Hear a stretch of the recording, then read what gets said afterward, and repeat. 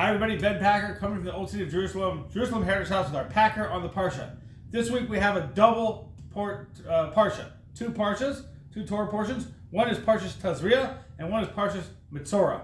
And they're dealing with the topic of tsaras, this skin condition that some people mistakenly translate to leprosy.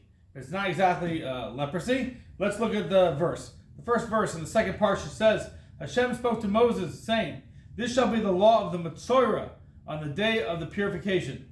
The Metzora, the person who has tsaras, it's called a Metzora. So why is it called a Metzora? Metzora. So the rabbis tell us in the Talmud, in the Gemara, says that he motzi ra. He said something, slander basically, slandered other people. And that's why he was infected with this skin condition. Now, there are other explanations also given, other sins that could be responsible for such a condition, but the main one that seems to be focused on is this idea of slander. You should not slander other people, because slander is where you're saying things that aren't true. In Judaism, we have a thing called lashon hara, which is where you say something that is true, but you're not allowed to say that either.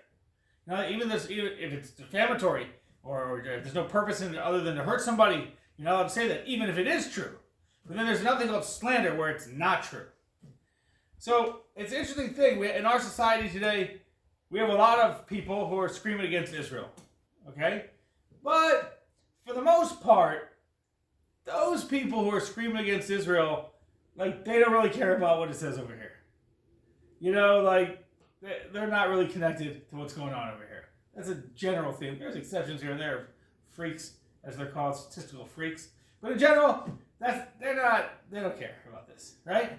They say whatever they want to say, and it's not true, and it doesn't matter, and whatever, right? However, when it comes to certain segments of Israel, and I want to focus on it, there used to be the settlers. The settlers were the main targets, but now it's these hilltop youth, right? These young people that settle the land, literally intense without electricity. It's crazy, and the Arabs attack them, and it's just absolute craziness, right? And there's people who claim to care about what it says over here, saying awful things about these guys. That's not true. It's just ridiculous. And it's like, how could you do that? Did you not even look at these parshas? Did you not even see what could happen?